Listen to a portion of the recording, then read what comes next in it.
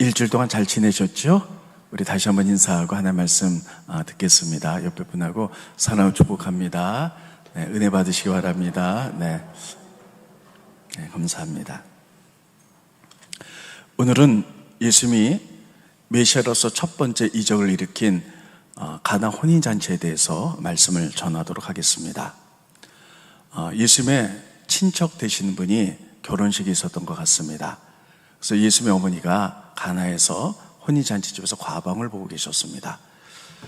우리는 요즘 결혼하면 거의 준비기간은 길지만 1시간이면 거의 끝나는 것 같습니다. 예식 30분 하고 또 필요하고 이렇게 끝나죠.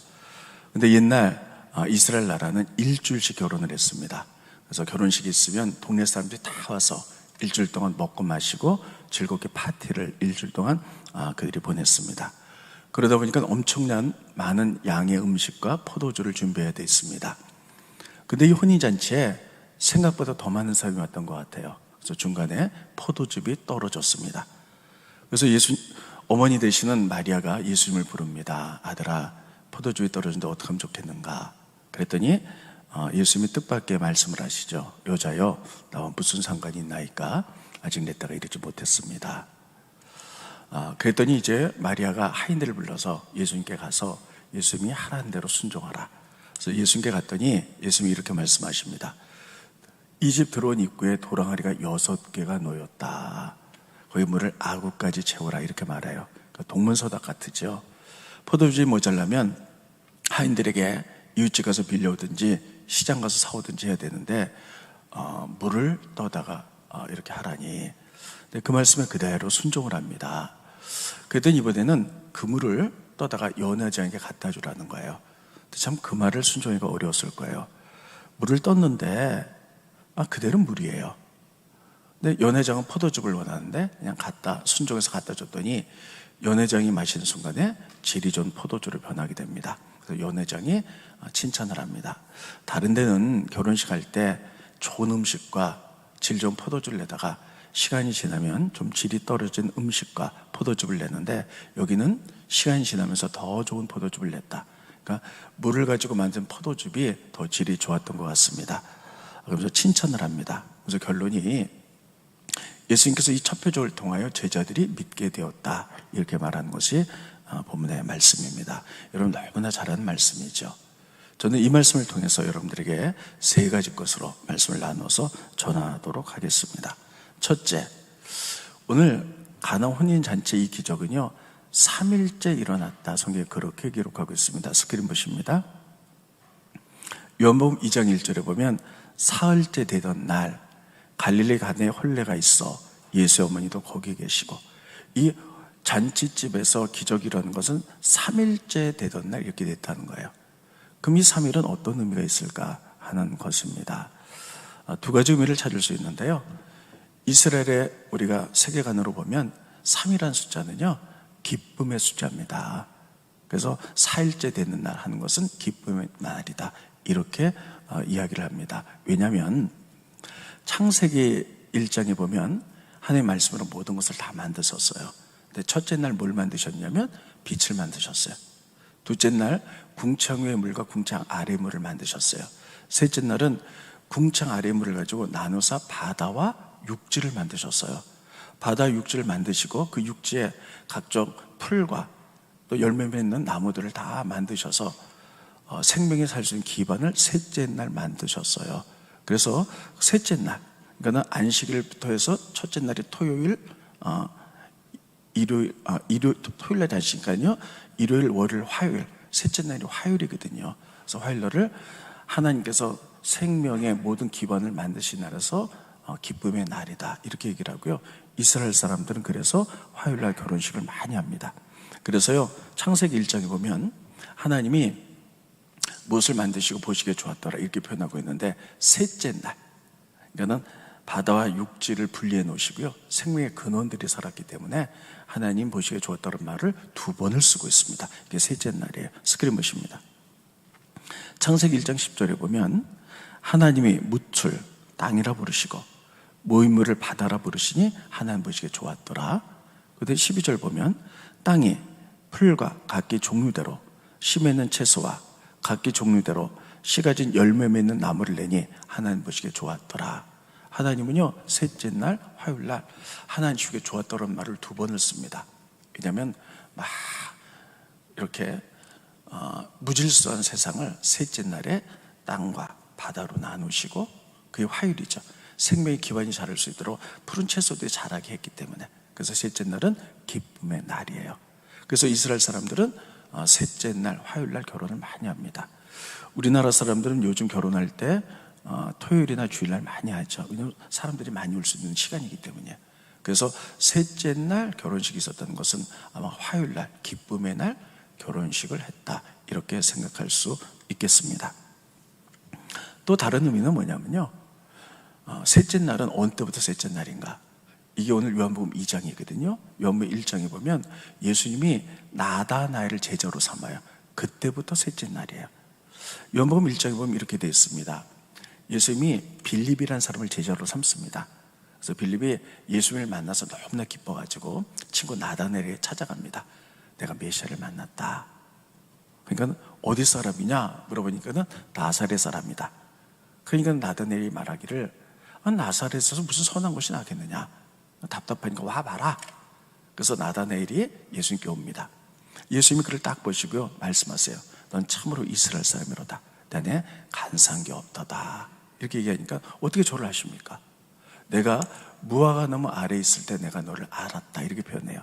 무화과 나무 그늘이라는 것은 무엇이냐면요, 이스라엘 나라는 덥기 때문에 대부분의 사람들이, 남자들이 말씀을 읽거나 기도하거나 묵상할 때 무화과 나무 아래에서 했던 거예요. 그러니까 내가 기도하고 말씀 읽고 묵상할 때 내가 너를 봤다는 거예요. 그러니까 그것을 아시는 그 예수님을 보면서 당신은 이스라엘 왕이요 참 하나님이다라고 예수님의 제자가 됩니다. 이게 1장이에요. 그래서 나다나엘이 예수님의 제자가 된 후 3일 후에 예수님께서 혼인잔치에 가셨는데 거기에 아마 나다나엘도 왔을 거예요. 근데 이 나다나엘이요, 예수님의 제자가 되긴 했지만, 그래서 예수님을 위대한 스승으로 봤지, 아직 예수님이 메시아인지 뭔지는 잘 몰랐습니다. 그래서 그들에게 예수님을 믿게 만드느라고 예수님이 첫 기적을 행하신 거죠. 물을 가지고 포도주를 만들었을 때 그것을 보고 제자들이 예수님이 메시아를 믿게 되었더라. 결론이 그렇게 되어 있어요. 스크린 보십니다. 요한복음 2장 11절에 보면 예수께서 이 첫 표적을 갈릴리 가나에서 행하여 그 영광을 나타내심에 제자들이 비로소 그를 믿었던 거예요. 그러니까 여러분, 셋째 날이라는 것은 뭐냐면 기쁨의 날. 그리고 예수님의 제자들이 제자는 됐지만 예수님이 누군지 몰랐는데 이런 기적적인 체험을 통해서 예수님을 다시 한번 알게 된 날, 믿게 된 날, 이게 바로 3일의 사건입니다. 그러면 이것을 통해서 하나님이 우리에게 주신 교훈은 어떤 것이냐면요, 여러분 오늘 예배드리러 오신 분들 가운데 예배는 드리지만 아직 예수님 나의 구세주인지 구원의 확신이 없는 분들이 있을 수 있습니다. 그렇다면 이 시간에 부족한 종이 기도하는 것은 예배드릴 때 성령께서 기름 부으시고 감동되사 내가 그동안에 위대한 스승 이렇게만 알고 있던 예수님이 구세의 점을 깨달을 수 있는 귀한 3일 기쁨의 날이 되시기를 예수님 여러분 축원드리겠습니다. 왜냐하면 내가 믿고 싶어서 믿어지는 게 아니고요, 믿음은 하나님의 선물이기 때문이에요.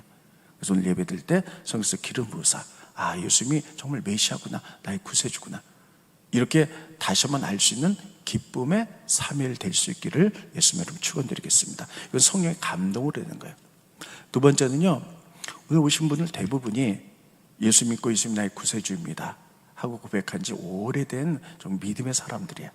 그런데 지난 1년 동안에 코로나와 또 여러 가지로 이론해서 우리가 비대면 예배를 드리고 또 교회 자주 올 수 없다 보니까 기도줄을 놓치고 또 여러 가지 사건으로 해서 믿음이 흔들리고 이런 분들이 있을 수 있습니다.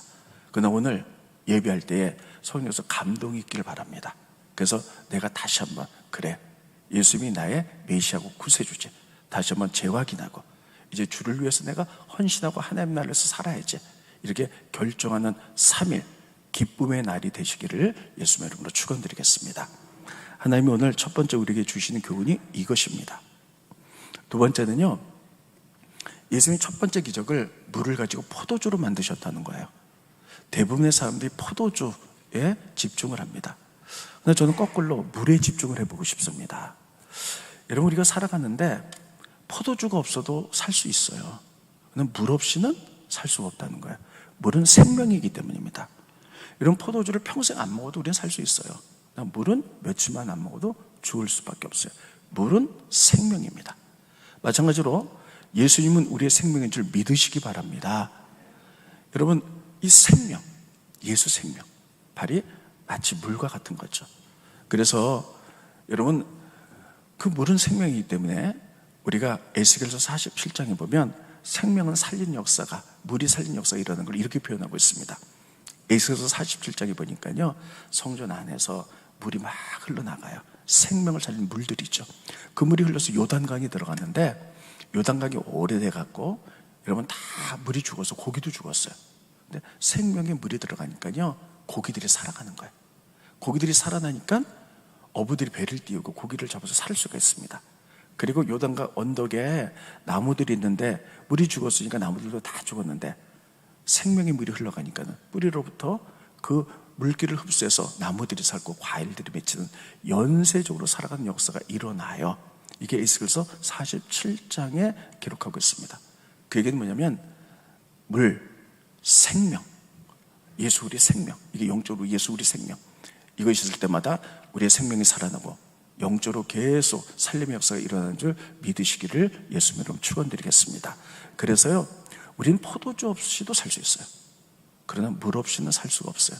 예수님이 포도주가 필요하다 그랬을 때 이렇게 말씀하셨습니다. 도랑아리가 있는데 비었다. 물로 채우라, 생명으로 채우라는 거예요.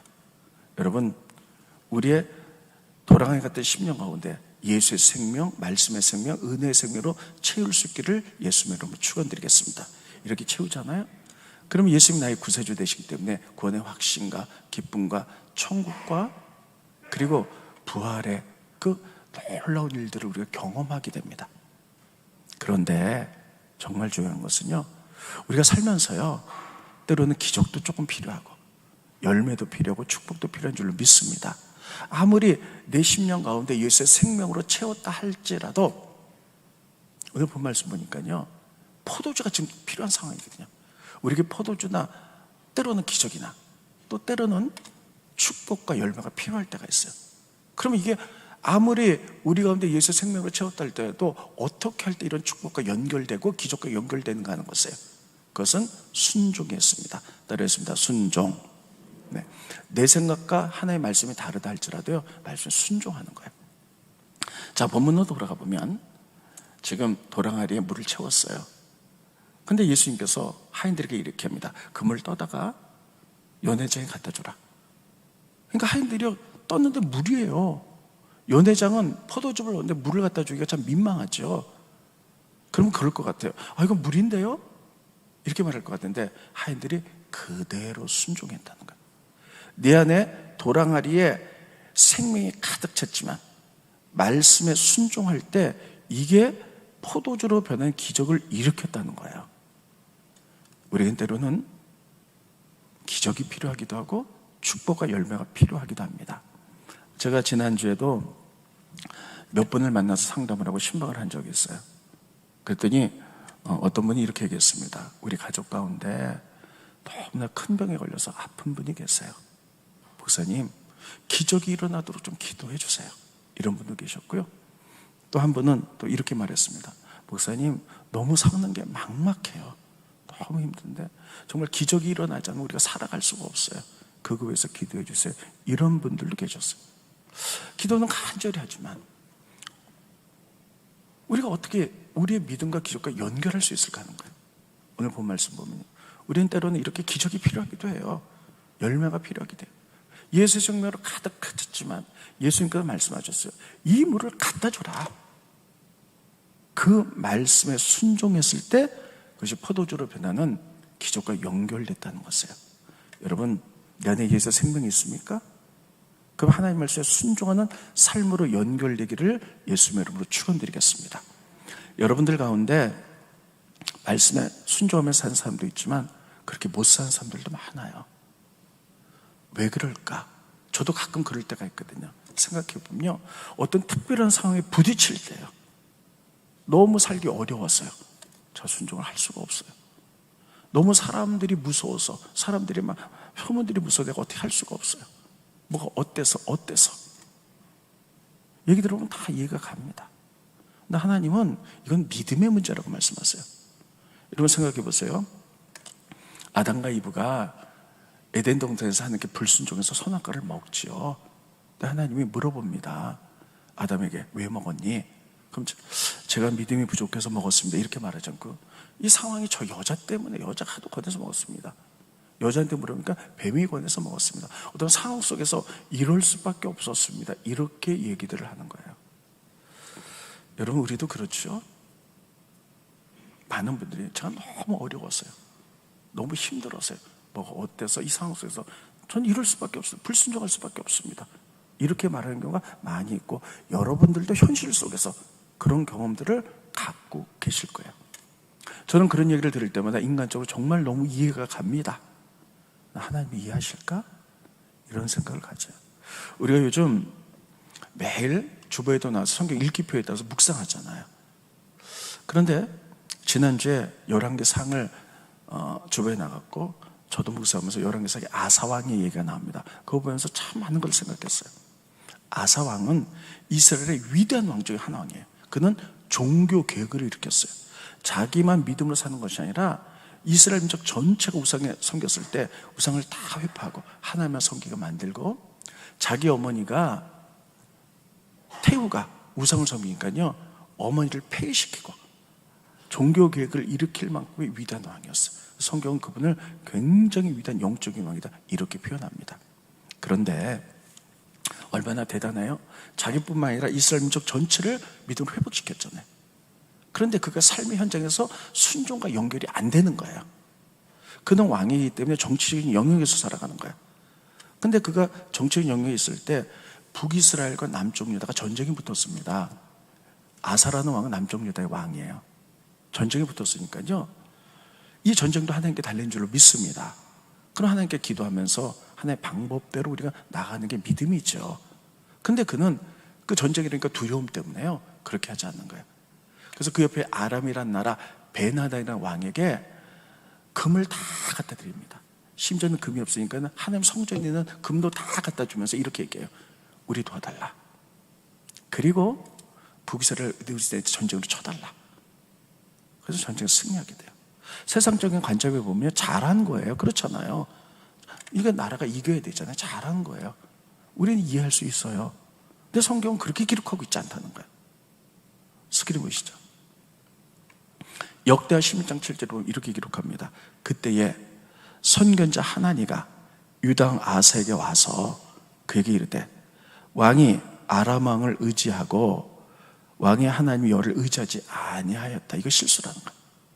그래서 아람 왕의 군대가 왕에 서서 벗어났나이다. 여러분 지금 이 전쟁이 막 시작하고 끝났을 때 이제 승리를 끝났거든요. 근데 하나님의 선지자가 와서 이 말씀을 전해요. 그때 아사가 어떤 생각을 했을까요? 아마 저부터라도 그랬을 것 같아요. 선지자에 오해하지 마십시오. 제가 다 순종했는데 이건 전쟁이라는 특별한 상황 아닙니까? 그러니까 전쟁이라는 특별한 상황이니까 이해해 주셔야죠. 근데 승리해야 되니까 아마 이렇게 말하고 싶었을 거예요. 누가 그렇게 얘기하면 저도 아사가 충분히 이해가 됩니다. 그렇지만 하나님은 그걸 이해하지 않으시고요. 이건 믿음의 차원이라는 거예요. 믿음은 뭐냐? 어떠한 상황이 온다 할지라도 하나님의 말씀을 기억하고 하나님께 기도하고 하나님 뜻대로 살아가는 게 믿음이라는 거예요.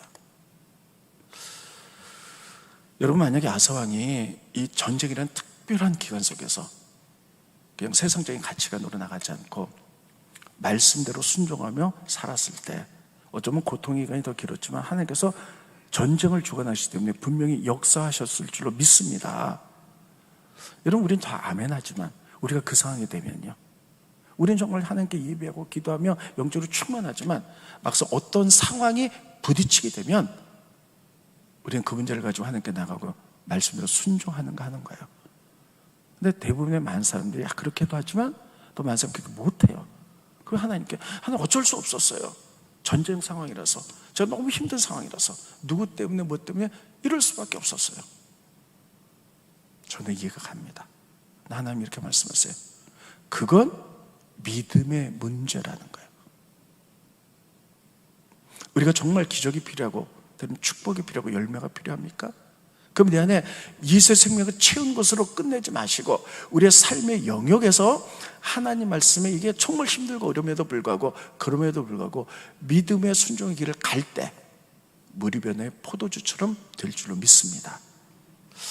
저도 이 말씀을 지난주에 묵상해 보면서 나는 어떤가 생각해 봅니다. 돌이켜보면요, 목회자로서 믿음으로 살았다고 표현은 하지만 때로는 그때 내가 왜 이렇게 했지? 어떤 것에 대한 두려움 때문에, 사람들의 판단 때문에, 욕심 때문에 인간의 생각을 앞세울 때도 있었어요. 돌이켜보면 이렇게 해서는 안 되는 거였구나. 또 회개하고 하나님 이렇게 살지 않겠습니다. 믿음으로 살겠습니다. 이렇게 결단을 해요. 저도요. 여러분, 예수의 생명이 내 안에 있지요? 때로는 내가 너무 힘들고 어려서 기적이 필요하기도 하죠. 열매가 필요하기도 하죠. 그러면 순종을 통하여 무리변의 포도주가 됐던 것처럼 그런 섭리를 믿으시고 우리의 삶의 순종으로 연결되시기를 예수님의 이름으로 축원드리겠습니다. 주님, 오늘 우리에게 이것을 말씀하겠어요. 세 번째, 예수님께서는 오늘 본 말씀 보면 믿음의 한 획을 그셨다는 거예요. 지금 이제 잔치자리에서 포도즙이 모자라요. 그래서 예수님의 어머니 마리아가 예수를 불러서 포도즙이 모자란다, 어떻게 하면 좋겠는가 그랬더니 예수님이 놀랍게 이렇게 얘기합니다. 어머니, 시장에서 사오시죠. 이웃집에서 얼른 빌려오시, 이렇게 말하지 않고요, 세상의 어머니를 이렇게 불러요. 스크린 보십니다. 예수께서 이르시되 여자여, 나와 무슨 상관이 있나이까? 내 때가 아직 이르지 아니하였나이다. 예수님이 어머니를 평생 어머니로 부르는데 갑자기 어머니한테 여자여, 이게 헬라로 하면 귀나이 이런 뜻이거든요. 아주 존귀한 귀부인이요 이런 뜻이에요. 예수 어머니가 얼마나 황당했을까 하는 생각입니다. 여러분 한번 생각해 보세요. 여러분의 자녀가 있는데 어머니 부르다가 어느 날 갑자기 여러분한테 여자여 이렇게 부른다고 얘가 지금 뭐라는 거야 아마 이렇게 생각이 들 수도 있겠죠. 예수님이 왜 이렇게 하셨을까? 지금 인간적인 입장에서 보면요, 예수님의 아버지 육신의 요셉 일찍 돌아가셨어요. 그러니까 어머니 마리아는요, 장남 예수님을 남편처럼 아들을 의지하면서 살았어요. 그래서 뭐든지 아들하고 상의했어요. 그래서 오늘 본 말씀을 자세히 보면 마리아가 과방을 놓는데 포도즙이 떨어졌잖아요. 그럼 얼른 하인에게 이웃집 가서 빌려와 사와 이러면 되는데요, 그것까지 아들하고 상의하는 거예요. 그러니까 아들을 얼마나 의지했고 모든 것에 아들과 상의는지 알 수가 있죠.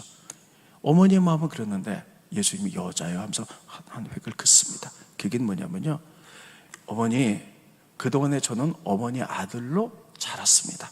근데 이제 메시아의 첫 길을 가는 거잖아요. 제가 메시아로서 이제 혈연을 뛰어넘어 이제 메시아를 갑니다 하면서 한 획을 긋는 거예요. 어머니 섭섭하셔도 나를 낳아준 육신의 어머니지만 어머니도 구원 받아야 될 한 인간이 불과합니다, 이런 뜻이에요. 그래서 어머니, 저는 이제 육신의 정을 선을 긋고 메시아 길을 갑니다 하고 선을 긋는 거예요. 성경 보면 예수님께서 이렇게 메시아 길을 가시기 위해서 영적으로 선을 긋는 장면이 몇 장면이 나옵니다. 이렇게 또 선을 그으세요. 예수님이 어렸을 때 부모님들과 함께 6월절 지키고 성전을 갔다가 이제 마치고 돌아가는 길이에요. 이제 예수님이 한 12살 정도 된 소년이었어요. 근데 막 가다 보니까 갑자기 예수님이 안 보여요. 그러니까 우리 아들이 어디 갔지? 막 등이 달아서 막 거꾸로 해서 성전까지 가보니까요, 그래서 어린 예수님이 제사장과 랍비들과 대화하고 있어요. 그러니까 어머니가 얘는 거기서 뭐하니? 그러니까 놀랍게도 예수님이 이렇게 말씀하십니다. 스크린 보시죠. 누가복음 2장 49절에 보면 예수께서 이르시되 어찌하여 나를 찾으십니까? 내가 아버지 집에 있어야 될 줄 알지 못하셨나이까 하시니, 이렇게 말하는 거예요. 이게 뭡니까? 여러분 자녀를 12살 된 애를 잊어버려서 결국 찾았더니 왜 나를 찾으십니까? 이랬다면 얼마나 주먹이 이렇게 한 대 올라갈 거예요. 그러니까 이렇게 하는 거예요. 그동안에 나를 길러주신 집이 그동안에 우리 집이었지만 내 아버지 집이 성전이라는 거예요. 내 아버지 집에 있어야 될 줄 알지 못하셨습니까? 하고 선을 긋는 거예요. 또 하나는 예수님 이제 사역이 시작되셨어요. 그래서 이제 여인들과 제자들과 함께 사역을 하시는데 예수님 어머니 마리아와 형제들이 찾아옵니다. 그래서 제자가 이렇게 얘기했죠. 예수님, 어머니하고 당시 형제들이 찾아왔습니다. 그때 예수님이 놀랍게 이렇게 얘기합니다. 누가 내 어머니고 내 형제냐? 그러면서 이렇게 말씀하세요. 스크린 보십니다. 마태복음 12장 48절 50절에 보면 말하던 사람에게 대답하여 이르시되 누가 내 어머니면 내 동생들이냐 하시고 손을 내밀어 제자들 가리켜 이르시되 나의 어머니와 나의 동생들을 보라. 요거 좀 그냥 넣어보세요. 스크린 보면 제자들 가운데는 여자들도 있었다는 거예요. 여제 제자 가운데 나의 드심이 나의 어머니다. 그리고 나머지 제자들 동생이다 이렇게 표현하면서 넘겨주세요. 50절에 누구든지 하늘에 계신 내 아버지의 뜻대로 행하는 자가 내 형제요 자매요 어머니라. 근데 어머니 입장에서 얼마나 가슴이 아프셨을까요? 네, 예수님은 메시아 길을 가면서 획을 긋는 것을 볼 수가 있습니다. 저는 믿음은 획을 긋는 것이다 이렇게 분명히 믿습니다. 우리가 예수 믿기 전에 세상 속 세상의 가치관대로 살았어요. 근데 예수님을 믿고 이것이 진리라고 생각하는 거니까요, 말씀이 부딪힌 순간에 이렇게 살면 안 되지, 말씀대로 살아야죠. 획을 긋는 거예요. 또 획을 긋는 거예요.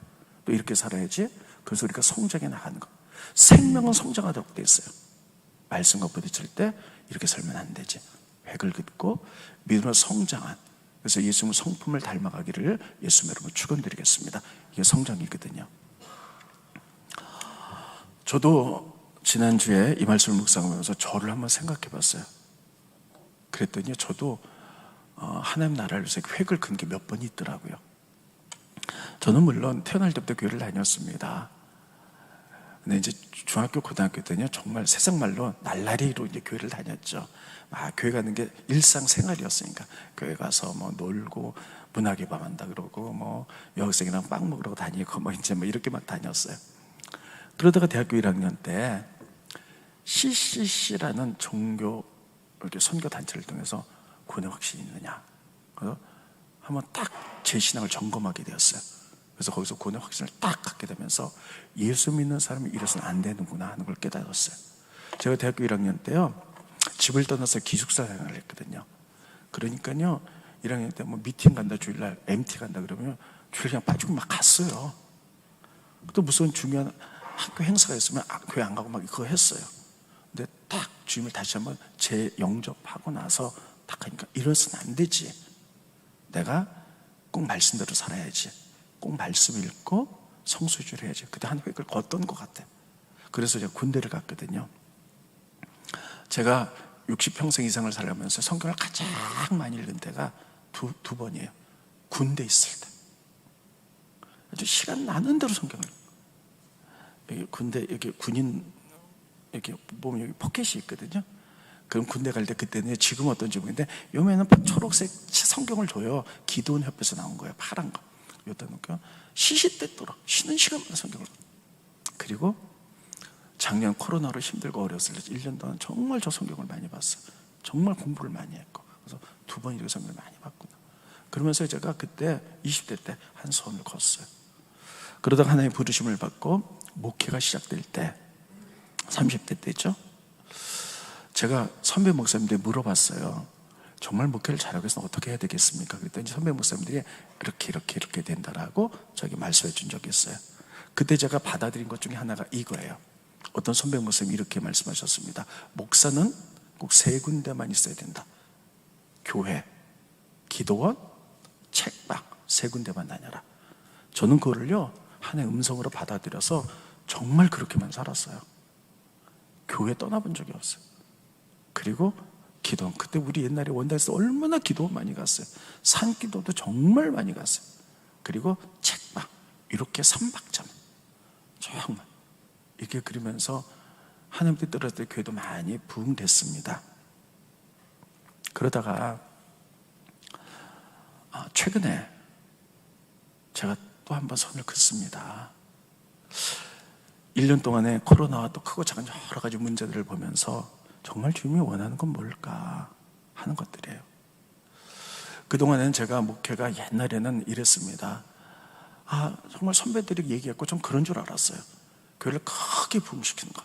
그래서 뭐 5천 명, 10,000명 되는 것, 그게 목회 성공이라고 생각했어요. 근데 지금 그렇지 않습니다. 내가 2달란트 받았는데 하나님 5달란트 받았다, 이게 말할 수는 없고요. 하나님 그 사람에 맞게 50명을 주든 100명을 주든 1000명을 주든 10,000명 주든 거기에 맞게 우리는 최선을 다해서 거기에 충성하고 하나님의 성품대로 살아가는 거예요. 최선을 충성하는 거예요. 예전에는 제가 교회가 부흥되고 이럴 때는요, 그런 생각도 있었어요. 기도원도 짓고 막 크게 막 몇천 명 뭐 이렇게 생각했는데, 저도 계속해서 믿음 성장 산 선을 그면서요, 아, 이게 아니구나. 내가 목회할 때 몇 명을 주든지 그건 하나님이 하시는 거고, 나 지금 주어진 상황에서 최선을 다하는 거구나. 하나님 나를 위해서. 그리고 하나의 성품대로 살아가는 거. 고로 깨끗함, 말씀 순종하는 삶 사는 게 이게 하나님 뜻이구나. 그래서 제가 한 선을 또 긋습니다. 그래, 예수님의 모습을 닮아가자, 이렇게 선을 그어요. 여러분들도 그러실 거예요. 예수님 뜻대로 한번 살아보자, 말씀대로 예수 닮아보자, 이런 마음들이 다 있을 거예요. 근데 여러분, 그렇게 선을 걷다고 다 그렇게 되는 게 아니에요. 선을 걷는데 또 하다 보면 또 실망해. 아, 내가 또 이렇게 살았네, 내가 또 이렇게 실수했네. 그럼 또 회개하는 거예요. 죄송합니다. 그리고 또 선을 긋는 거예요. 바울이 이렇게 얘기했어요. 나는 날마다 죽노라. 그게 맞는 것 같아요. 날마다 새로워지겠어. 이런 콩나물이 이렇게 있잖아요. 콩나물 실어 넣는데 물을 부으면 다 쏟아져요. 그래도 콩나물은 자라는 거예요. 이런 과정을 통해서 날마다 믿음이 성장해서 예수님의 성품을 닮아가고 완성되어 가는 거거든요. 이런 것들 보면서 제가 한 손을 긋는데, 매일 내가 성장하기 위해서 하나님 뜻대로, 하나님 성품대로 살아가서 어떻게 될까? 제가 얻은 결론은 매일 말씀이고 묵상하는 삶밖에 없어요. 뭐 따라했을 때 묵상. 여러분, 우리 주부에 보시면 매일 우리가 아침에 읽고 묵상할 내용들이 매일 나오잖아요. 주부에 묵상하는 거. 저도 우리 교회 모든 목회자들도 직원들도 묵상해서 아침마다 예배드리면 다 나눠요.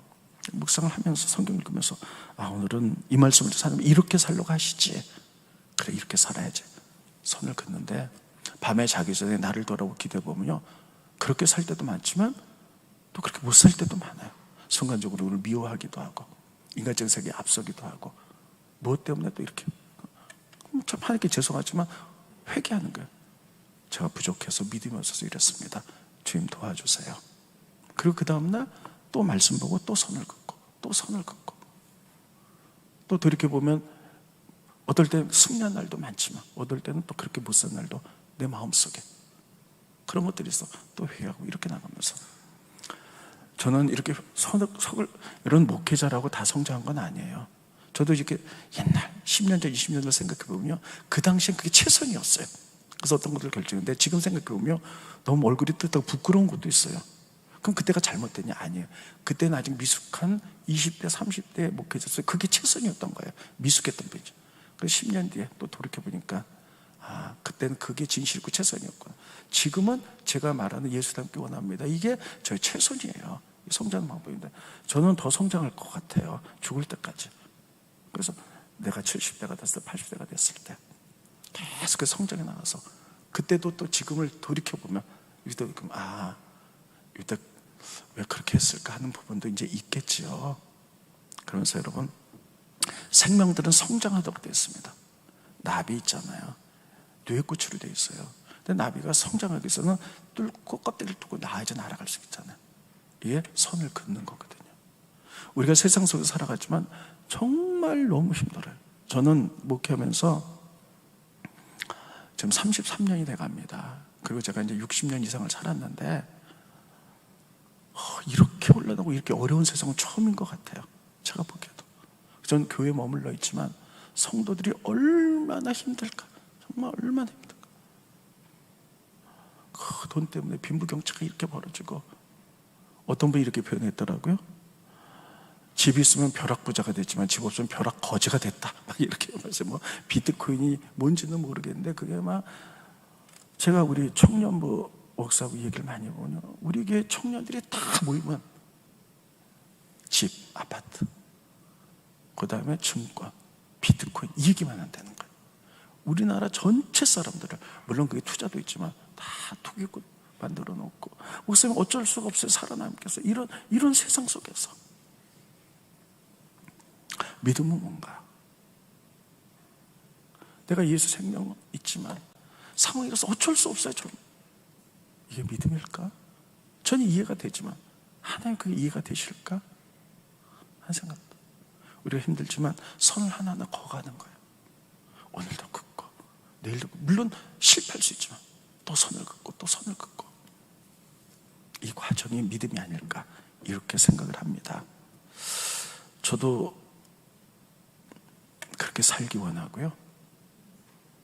앞으로도 그렇게 살 거예요. 제가 죄송해요. 3분은 좀 시간적인 여유 있으니까 얘기들을 많이 하게 되네요. 얘기 하나만 하고 우리 마칠게요.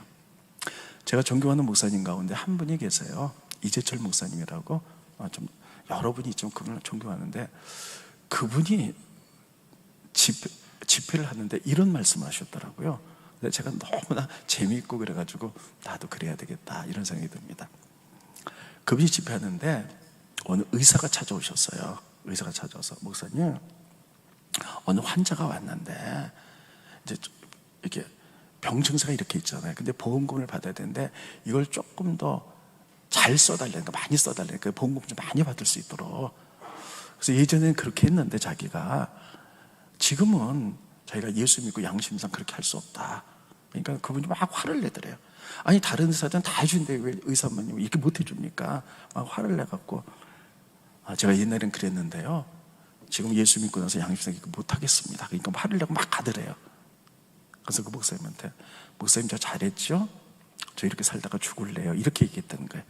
그러니까 이재철 목사님 그 얘기를 듣고 부흥회 때 이런 얘기 하더라고요. 그 의사처럼 저도 이렇게 살다가 죽을래요. 이렇게 깨끗하게 살다가 죽을래요. 이렇게 표현하는데, 그게 성경 말씀은 아닌데 그게 그렇게 은혜가 되더라고요.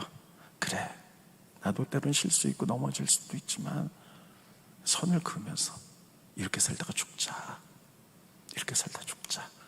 깨끗하고 예수 닮아가자. 이런 생각을 요즘 많이 해봅니다. 나머지는 하나님이 하시겠지. 하나님이 아시겠지. 그래서 지난주에 많이 불렀던 찬송가 중에 하나가요, 아까 불렀죠, 예수 닮기 원합니다. 우리 피아노 좀 쳐주세요. 가사 보면요, 제가 4절 참 많이 불렀어요. 제가 요즘 선을 긋는 거예요. 예수님의 성품, 예수님의 말, 행동, 생각, 그렇게 닮아가기 원합니다. 선을 매일 긋겠습니다. 또 미련해서 또 죄악 때문에 넘어진다 할지라도 그다음 아침에 회개하고 이렇게 선을 긋고, 저 이렇게 살다 죽겠습니다. 이런 생각을 갖습니다. 우리 이 찬송 한번 2번만 하고 기도가 마칩니다.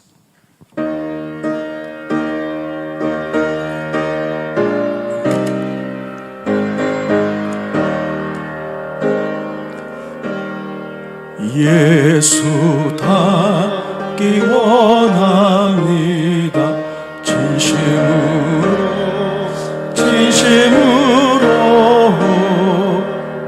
예수 닮기 원합니다. 진심으로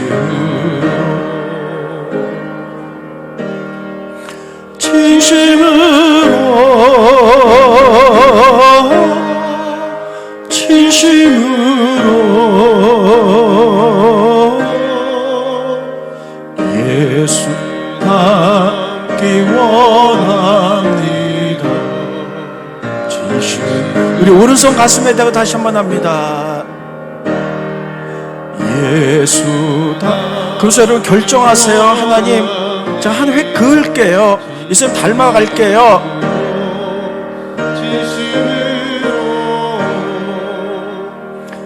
예수 닮기 원합니다.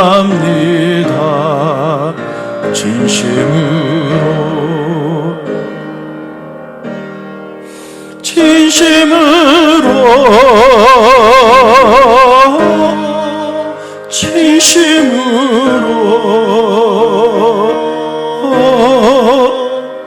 예수 닮기 원합니다. 진심으로. 그렇습니다. 주님, 오늘 하는 말씀을 들었습니다. 우리도 그 말씀에 우리가 살아가기를 원합니다.